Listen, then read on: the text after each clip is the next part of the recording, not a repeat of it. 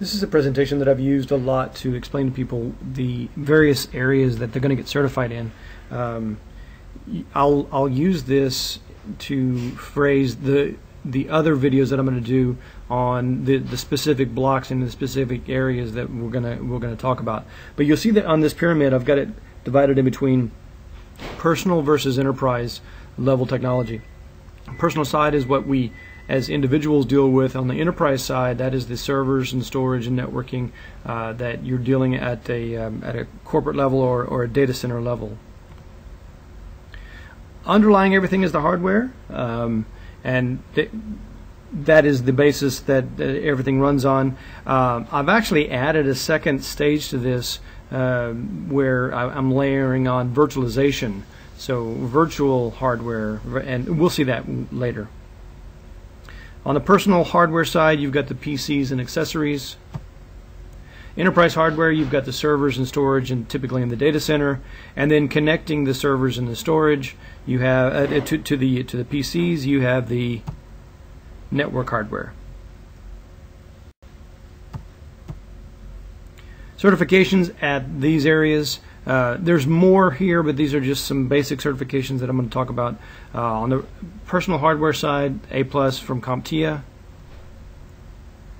Enterprise hardware side, there's Server Plus from CompTIA, and then there are a few storage and server certifications that are vendor specific.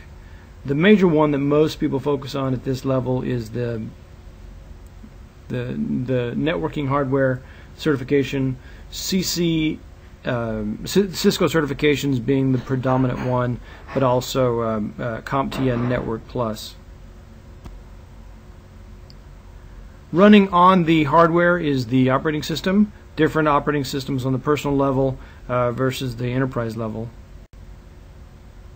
Personal operating systems, you're going to see Windows XP, Windows 7, Macintosh, some forms of Linux. I'm going to focus on Ubuntu at the personal operating system level. Enterprise operating systems, you're going to see Windows, obviously Windows 2003, Windows 2008, Linux, and Unix, although there's not really well-established certifications for Unix, but I'll talk about the certifications for all the rest of them. So there's the on the personal side, personal operating systems, Linux Plus, there's we'll see that later. Enterprise, these are some of the target certifications that a lot of people try to get, MCSA, MCSE from Microsoft, although there are, of course, others. Running on the software, running on the operating system is the software.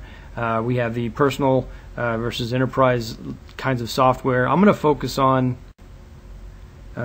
Office. Just for the sake of my diagram, it gets more narrow here, but though obviously the world of software is very broad. But I use the contrast of Office, front office, if you want to think of it that way, Office that you use, with the corresponding back-end certification at the back office. And there are certifications within all of these. Personal software, Office, there's the Microsoft Office Specialist, Microsoft Certified Database Administrator, and others, of course. Again, I'm just using this as examples. Enterprise level certifications on software, there's a Microsoft Certified Technology Specialist and IT Professional. Of course, there are others. A few years ago, the solutions development used to be a little bit easier to explain. You had in fact, my line continued up into this level because you had desktop solutions versus distributed solutions. This area has gotten very blurred now with web-based applications, cloud-based applications, and then you have mobile applications. So the world of solutions development has gotten very a lot harder to explain, but this is where you're going to focus as an IT professional. I tend to group project management along with programming, and then solution development. Programmers don't tend to be the best project managers, and there are skill sets and certifications within all of these areas. Some of the certifications, again, I'm focusing on Microsoft. There's a Microsoft Professional Developer, Microsoft Certified Application Developer, Project Management Professional, and Project Plus from CompTIA. More in there, but we'll see much more detail on all of these when we get to that particular certification. Finally, at the top, and this is what I dealt with a lot of the business students that I was counseling, is the business skills around running an IT organization and managing that. Looking at the processes, the aspects of that, and there are a few identifiable certifications that are specific to IT in this area, but this is where the other business skills start to come in. At the top here I put Microsoft Operations Framework. The certifications here have gotten a little bit blurred.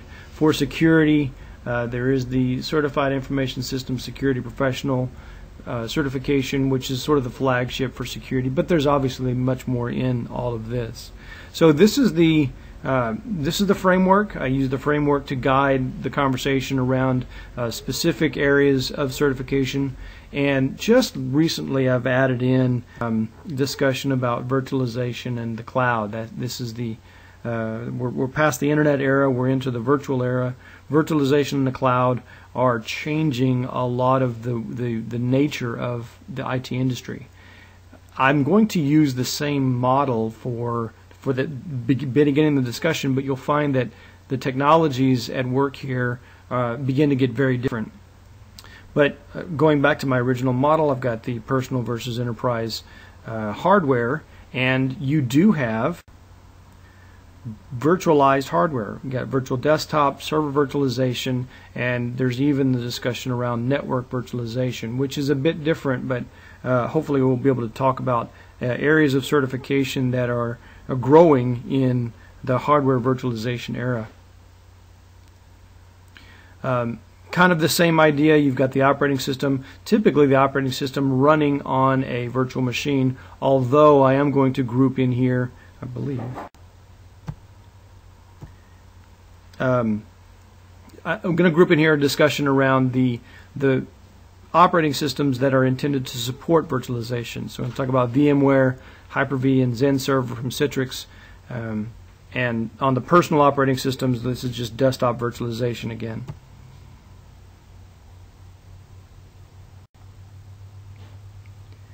Because you've got virtualized operating systems, you have virtualized software. This is software in the cloud.